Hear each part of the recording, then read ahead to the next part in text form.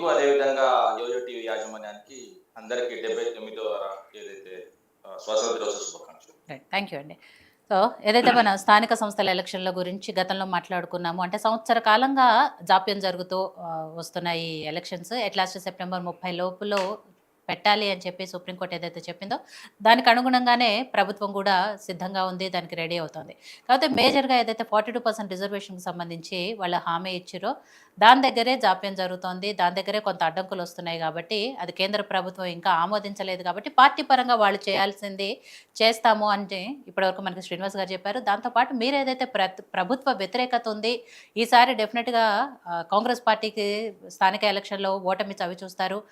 BRS party గెలుస్తుంది. ఇవన్నీ కూడా మీరు చెప్తున్న పరిస్థితిలో ఎటువంటి వ్యతిరేకత లేదు. ఇచ్చిన హామీలో కాస్త ఆలస్యమైనా చేసుకుంటూ వస్తున్నాం కాబట్టి స్థానిక ఎన్నికల్లో గెలుపు మాదే అన్న ధీమాతో కాంగ్రెస్ నాయకులు ఉన్నారు.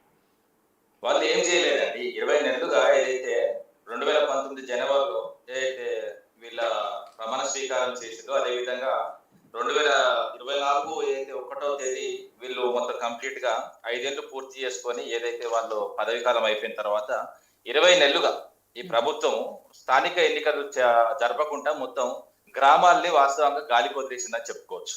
అదే విధంగా తెలంగాణలో స్థానిక ఎన్నికలు జరపకుండా ఏదైతే కేంద్ర ఆర్థిక సంఘం నిధులు రాకుండా కూడా కంప్లీట్ గా ఎక్కడిదక్కడ పారిశుద్ధ్యం కానీ అదే విధంగా గ్రామ పాలన కానీ పడకేసిన విషయం అందరికీ తెలిసిందే. అదే విధంగా వీళ్ళు ఏదో జిపిఓ ఏదైతే వీళ్ళు గ్రామ పాలన ఆఫీసర్లు సగం తెలుగు సగం ఇంగ్లీష్ వీళ్ళు తీసుకొచ్చి వీళ్ళని పెడతా అన్నారు. ఇది అక్కడనే ఉన్నది. ఎందుకంటే ఏదైతే ఇంతకుముందు విఆర్ఏలను మళ్ళా వాళ్ళు తిరిగి వాళ్ళ ఉద్యోగం రానికి వాళ్ళనే మళ్ళీ ఎగ్జామ్ రాపిచ్చి వాళ్ళని బఫూన్లు చేసిన ప్రభుత్వం ఏదైతే ప్రపంచంలో ఏకైక ప్రభుత్వం నాకు తెలిసి, ప్రభుత్వంలో ఏదైతే వాళ్ళు ఇంతకుముందు గత ప్రభుత్వంలో ఏదైతే జాబ్ చేసిందో సేమ్ ప్లేస్ కు మళ్ళీ రావడానికి ఎగ్జామ్ రాసిన ఏకైక సందర్భం నాకు తెలిసి తెలంగాణలో ఇది ఒకటే ఉంటది. ఇంకెక్కడ దేశంలో కానీ ప్రపంచ వ్యాప్తంగా ఎక్కడ ఉండదు. అదే విధంగా వీళ్ళు ఎన్నికలు పెట్టారండి. వాస్తవం చెప్తున్నా. ఎందుకంటే వీళ్ళకి పెట్టాలంటే 6 నెలలే వీళ్ళు ఇచ్చిన టైం ఏంటంటే, వీళ్ళు ఇచ్చిన ఏదైతే వీళ్ళు కామన్ డిక్లరేషన్ కానీ వీళ్ళు ఏదైతే మేనిఫెస్టో కానీ వీళ్ళు ఏదైతే ఏ పార్టీకైనా మేనిఫెస్టో మాకు భగవద్గీత మాకు ఖురాన్ అదే విధంగా ఇతర సంబంధించిన అంశాలను కూడా చెప్తారు కదా. మరి ఇప్పుడు ఏమైందని అడుగుతున్నా. ఏదైతే 6 నెలల్లో పెడతా అన్న ఎన్నికలు ఇప్పటికి 20 నెలలు అవుతుంది. మొత్తం కంప్లీట్ గా పెట్టకుండా ఏదైతే 42% మేము ఏదో చేస్తామని మొత్తం కంప్లీట్ గా ఏదైతే అధికారులను గ్రామాలకు తిప్పి మొత్తం కంప్లీట్ గా ఏదైతే లక్షల కోట్లు ఖర్చు పెట్టి వాళ్ళు ఏం చేసిందండి. ఇప్పుడు ఒకటి మీకు చిన్నది వినిపిస్తా. ఎందుకంటే ఇది ఇంగ్లీష్ పేపర్ లో వచ్చిన కథనము. ఎందుకంటే ఇది రాష్ట్ర ప్రజలు కూడా చూస్తున్నారు కూడా తెలవాలి. ఎందుకంటే ఏదైతే బీసీ కులగల విషయంలో బీసీ కమిషన్ ఎంత కృషి చేసిందో అందరికి తెలుసు. ఇప్పుడు ఫైనల్ రిపోర్ట్ వాళ్ళ దగ్గర లేదండి. ఎందుకంటే ఇప్పుడు ఇది హైదరాబాద్ పత్రిక, హైదరాబాద్ బేస్ వచ్చే పత్రిక ఇది. The BC commission which was the part of the cast survey is yet not received the ఏదైతే report. This is not only hampering critical study regarding the implementation of BC reservation in the state. ఇదండి ఇంతవరకు వాళ్ళ దగ్గరికి report కూడా వీళ్ళ ప్రభుత్వానికి ఎన్నిసార్లు వీళ్ళు లేఖలు రాసిన బీసీ కమిషన్ వచ్చి ఇంతవరకు ఫైనల్ రిపోర్ట్ ఇవ్వరు.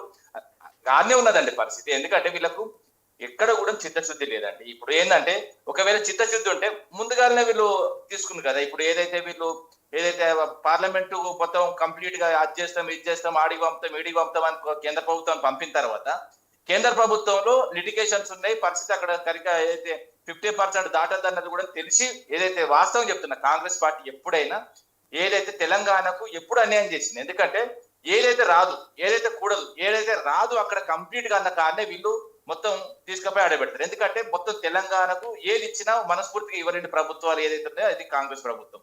ఎందుకంటే ఇప్పుడు చాలా అంశాలు మనం తీసుకుందాం. ఎందుకంటే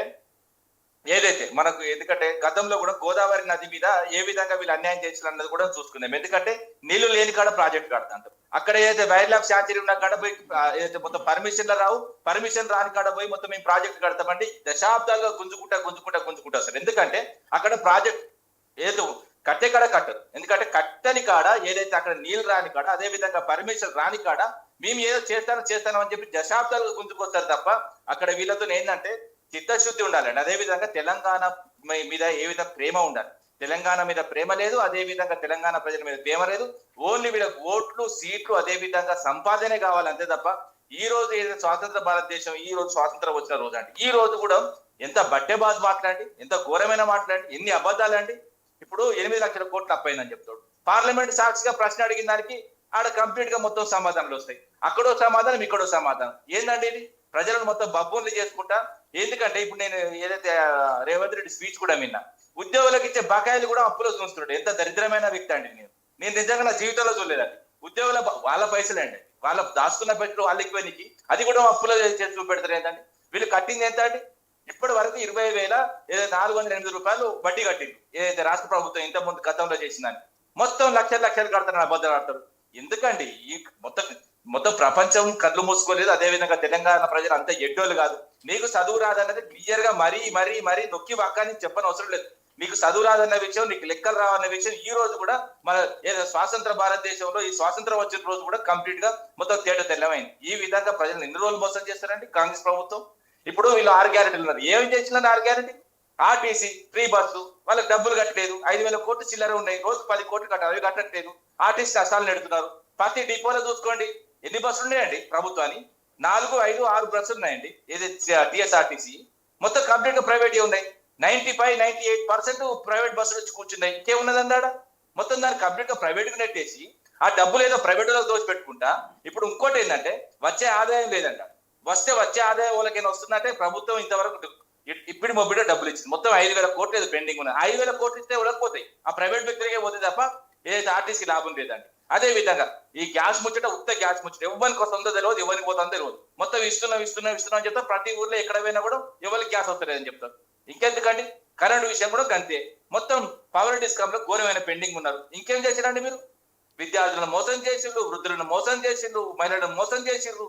మొత్తం మోసపూరిత ప్రభుత్వం తప్ప దీంతో వాస్తవంగా తెలంగాణ ప్రజలకు వచ్చిన 20 నెలల నుంచి ఒక్క పైసా లాభం లేదండి. అదే విధంగా ఈ రోజు మాట్లాడుతూ, ఎందుకంటే రాష్ట్రం కంప్లీట్ గా అప్పులో పోతుందండి. ఎక్కడ పోతుందంటే నాకు అర్థం అవట్లేదు. నెలకు అయితే వీళ్ళ ఆదాయం, మనకు వచ్చే ఆదాయం కూడా చాలా సార్లు మీకు కూడా చెప్పిన, ఈ మన లైఫ్ డిబోట్ లో కూడా చెప్పిన 18,500 కోట్లు వస్తుందని మొత్తం ప్రభుత్వం చెప్తుంది. అది కూడా దాదాపు వీళ్ళు తీసుకొచ్చిన అప్పుతో 6 లక్షల కోట్లు అయితే 6 లక్షల కోట్లు ఏడబెట్టినవరా ఆయన అంటే సమాధానం ఉండదు. ఇప్పుడు నువ్వు ప్రాజెక్ట్ కట్టినావా, లేకపోతే ఇంకేమన్నా కొత్తగా ఏమన్నా ఉద్యోగులకు ఏమైనా వరాలు ఇచ్చినావా, లేకపోతే ఏమన్నా ఇంతకుముందు ఏమైనా దసరాకి ఏమైనా ఇచ్చినావా, లేకపోతే దీపావళికి ఏమైనా ఇచ్చినావా, లేకపోతే న్యూ ఇయర్ సందర్భంగా ఏమైనా ఇచ్చినావా? ఇంతవరకు ఏమీ లేదు. అదే విధంగా ఉద్యోగులను మొత్తం ఏదైతే డిఎల్ ఉన్నాయండి, ఆ డిఎల్ కూడా 5 డిఎల్ ఇస్తా అన్నారు. దశల వారిగా 1, 2 రిలీజ్ చేసి అవి కూడా ఏదైతే వాళ్ళ రిటైర్మెంట్ బెనిఫిట్ లాగా కలిపిన గనుడు భారతదేశంలో ఉన్నట్టే ఈ రేవంత్ రెడ్డి ఒకటే.